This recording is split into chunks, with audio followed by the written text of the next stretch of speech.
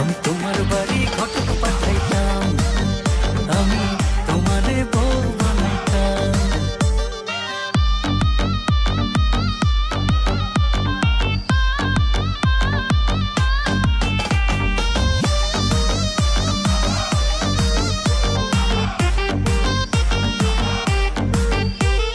চোখ সরে না যত দেখি অবাক হয়ে রই, মনের কথায় আমি তোমায় কেমনে জানি কই।